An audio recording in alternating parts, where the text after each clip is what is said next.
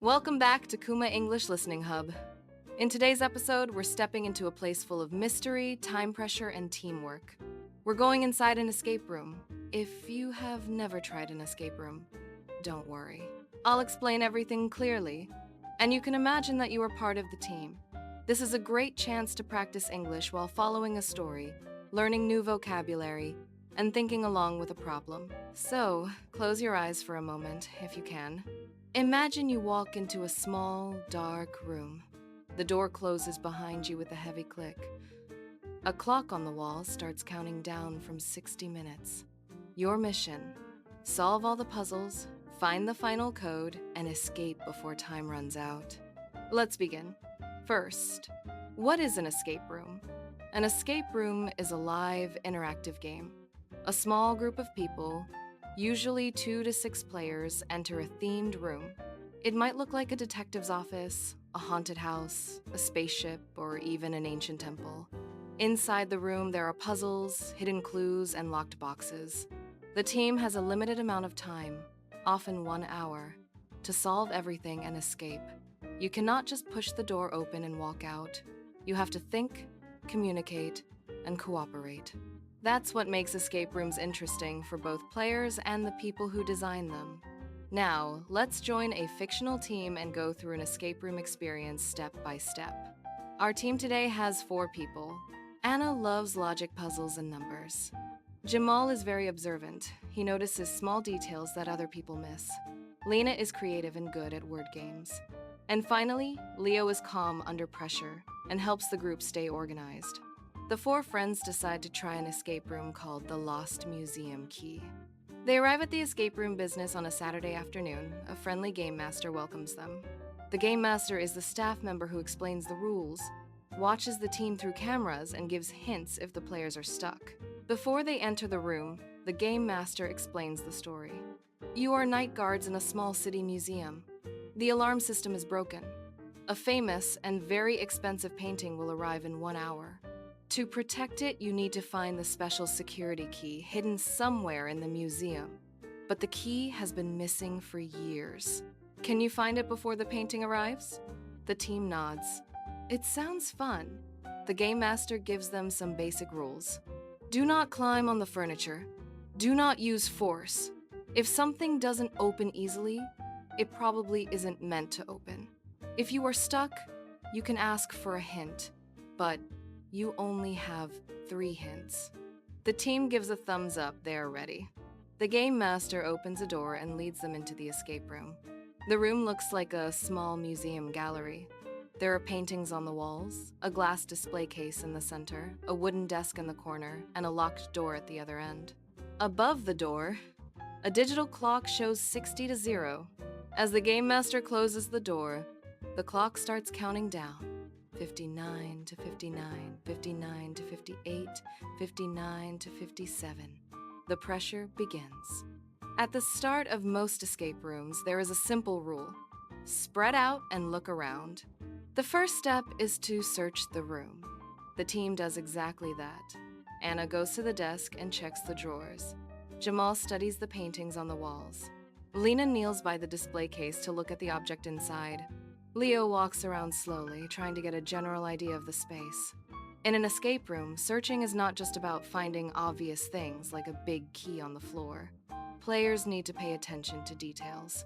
Are there numbers written in small print somewhere? Are some objects a different color from the rest? Do any books on the shelf look strange or out of place? Soon, the team starts to discover things. Anna opens a desk drawer and finds a museum brochure. Inside the brochure, there are pictures of the paintings on the walls, along with short descriptions. She notices that 3 of the descriptions are underlined. Jamal stares at a painting of an old library. On the frame, there are 4 tiny metal circles, each with an arrow pointing in a different direction: up, down, left, or right. Lena looks into the glass display case. Inside, there is a small model of the museum. She can see tiny rooms, and in one of the rooms there is a miniature golden key locked behind a tiny door. Leo notices a locked box under a chair. It has a 3-digit combination lock. The team calls out their discoveries to each other. Communication is essential. If each person focuses only on their own object and doesn't share what they find, the group will move much more slowly. Jamal says, "Hey, this painting has arrows on the frame. Maybe it's a code." Anna answers, "Wait, I have a brochure with underlined descriptions of 3 paintings. Maybe they're connected." In many escape rooms, puzzles are connected in a chain. One clue leads to another. A picture on the wall might match a word in a book, which then leads to a code for a lock. It's like a series of small mysteries inside a bigger mystery. Anna reads the descriptions from the brochure. The first underlined painting is called the North Tower. The second is the Deep Sea. The third is the Falling Leaf. Jamal looks at the wall and quickly finds those 3 paintings. Each one has little arrows on the frame. The North Tower, the arrow points up. The Deep Sea, the arrow points down. The Falling Leaf, the arrow points left. Up, down, left. Leo says, "That's only 3 directions. But the lock on this box needs 3 numbers, not directions." Lena thinks for a moment. "What about the positions of the paintings? Are they the first, second, and third on the wall?" They check. The North Tower is the 4th painting from the left. The Deep Sea is the 1st painting. The Falling Leaf is the 7th painting. They look at each other. 4, 1, 7, Jamal suggests. Leo types 417 into the box's combination lock. Click. The box opens. Inside, they find a small flashlight and a laminated card with the word lights written on it. The team laughs nervously. They feel both excited and a little unsure. What do the lights have to do with the museum key? In escape rooms, not every clue is clear right away. Sometimes you find an object that you will use much later. Sometimes an item seems useless at first, but becomes important once you find another piece of information. Right now, they have a flashlight, so they turn off the main light switch on the wall. At first, the room is almost completely dark.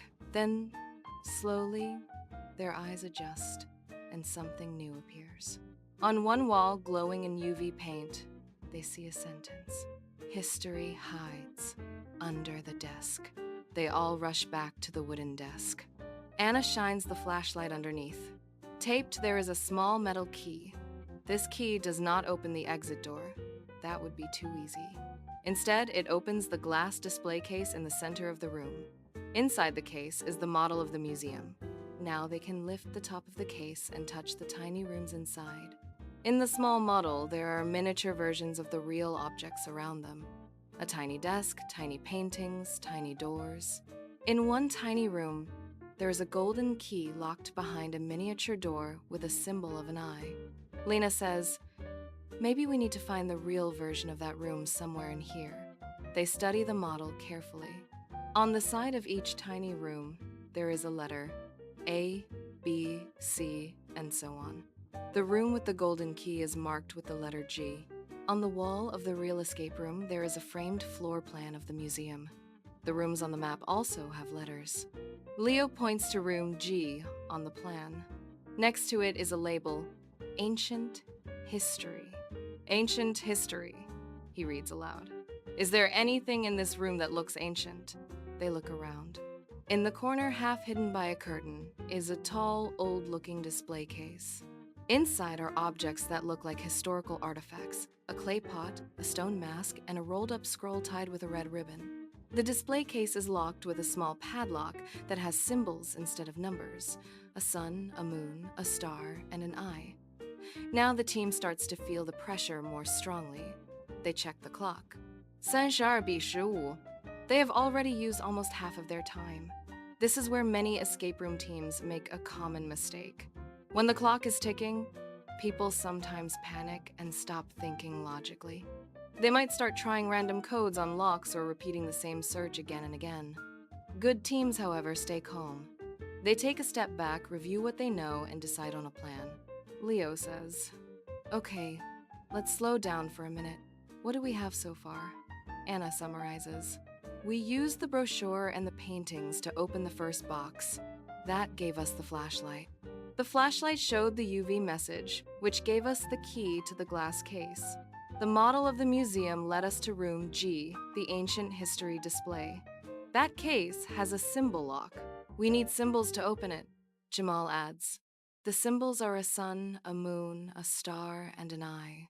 Have we seen any of those symbols anywhere else? Lena suddenly remembers something. The frame of the library painting. It had arrows on it, but also tiny symbols in the corners. I didn't pay attention to them before. They hurry back to the painting of the old library. In each corner of the frame, there is a small symbol. Top left, a sun. Top right, a moon. Bottom left, a star.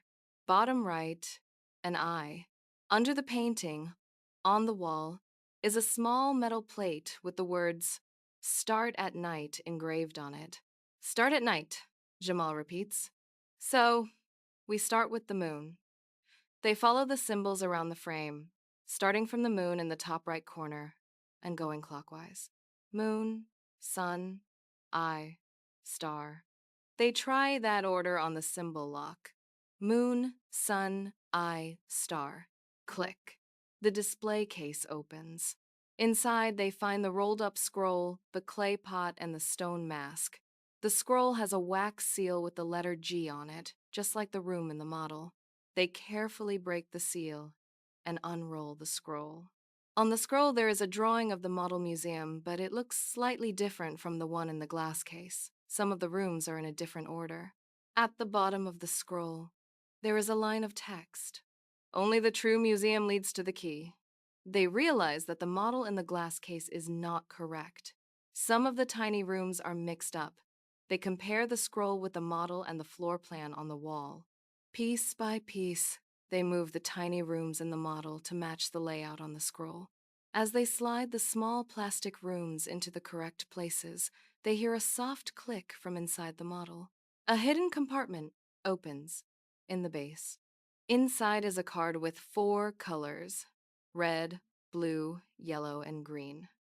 Next to each color is a number: red, 12, blue, 3, yellow, 9, green, 6. The team looks around the room for colors. Anna notices that some of the paintings have colored frames: 1 red, 1 blue, 1 yellow, and 1 green. Under each of these frames, there is a small metal plate with a word on it: red painting, past; blue painting, present; yellow painting, future; green painting, unknown. Now they need to connect the numbers, the colors, and the words. Lena thinks aloud. The story said the museum key has been missing for years, so maybe the key belongs to the past? Jamal shakes his head. But our mission is to protect a painting that is arriving soon. That is the near future. They check the clock again. 11:02. Time is running out, Leo suggests. Maybe there's another clue somewhere that mentions one of these words: past, present, future, unknown. They quickly rescan the room. On the desk, inside the brochure, Anna finds a page she didn't read carefully before. It describes a special exhibition at the museum. The exhibition is called From Past to Future: The Journey of the Missing Key. The words past and future are printed in bold. Leo says, "From past to future." That sounds like a direction, a path. They decide to use the numbers from the card, but only for the colors that match past and future. Red is labeled past on the wall. On the color card, red is 12. Yellow is labeled future. On the card, yellow is 9. Together, that gives them 129. They look around for something that needs a 3-digit code. In the corner of the room, they notice a small safe that they had ignored earlier because it was partly hidden by a chair. The safe has a keypad for a 3-digit code. Anna enters 129. For a moment, nothing happens. Then, with a soft beep, the safe unlocks. Inside the safe is a single object: a heavy metal key with the word security engraved on it. They all cheer, but then they stop. Is this the final key, or is it just another part of the puzzle? There is only one way to find out. They hurry to the exit door and put the key into the lock. Turn. The lock opens. On the wall above the door, the clock stops at 3:27. They have escaped with 3 minutes and 27 seconds left. The door opens and the game master appears, smiling. Congratulations! You found the museum's lost security key and saved the painting. The team steps out of the room laughing and talking excitedly about the puzzles. Now, let's step back from the story and think about what we can learn from this experience. Escape rooms are not just games, they also teach useful skills. First, they encourage communication. Players have to share what they find, listen to each other, and explain their ideas clearly. Misunderstandings can waste a lot of time. In many ways, an escape room is like a small group meeting at work or school. Clear language and active listening make a big difference. Second, escape rooms develop problem-solving skills. Players face different types of puzzles. Logic puzzles that use numbers or patterns. Visual puzzles that require careful observation. Word puzzles that require language skills. Physical puzzles such as building or arranging objects. To succeed, a team needs to try different approaches, test ideas, and accept that some ideas will be wrong. This is very similar to real life. When we face a problem, we rarely find the perfect solution immediately. We have to experiment and learn from mistakes. Third, escape rooms show how important it is to manage stress. The countdown clock creates pressure. Some people become nervous and make quick, bad decisions. Others, like Leo in our story, stay calm and help the group stay focused. Learning to stay calm under pressure is a valuable life skill. It helps during exams, job interviews, and any situation where we feel nervous. Finally, escape rooms also show different personality strengths. In our team, Anna was good with numbers. Jamal noticed small details. Lena was creative with words and stories. Leo kept everyone organized. In a real escape room, everyone can contribute something. Even if you are not good at math, you might be excellent at noticing patterns or reading clues. Success comes from combining different abilities. You might be wondering, how can this help you with English? Imagine doing an escape room in English. You would need to read clues, understand instructions, and speak to your teammates. You would hear natural, everyday English in a fun and active situation. Even if you cannot visit an escape room in person, you can still practice. You can watch escape room videos in English and try to follow the puzzles. You can play online puzzle games in English and pay attention to the language used for hints and instructions. You can even design a simple escape game at home, using English clues for your friends or classmates. Before we finish, let's review some useful vocabulary and expressions from this episode.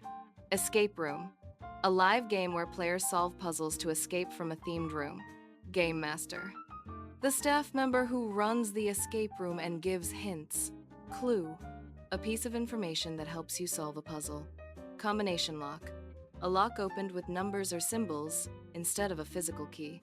Countdown, a timer that counts backward to 0. Under pressure, in a situation with time limits or stress. To get stuck, to be unable to continue because you can't find the solution.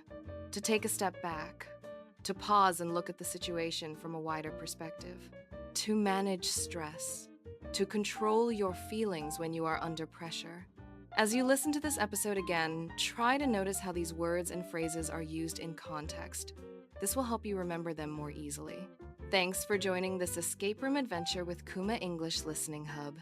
Next time you see a locked box or a strange symbol, maybe you will think like an escape room player. Look carefully, share your ideas, and don't give up too quickly. See you in the next listening journey.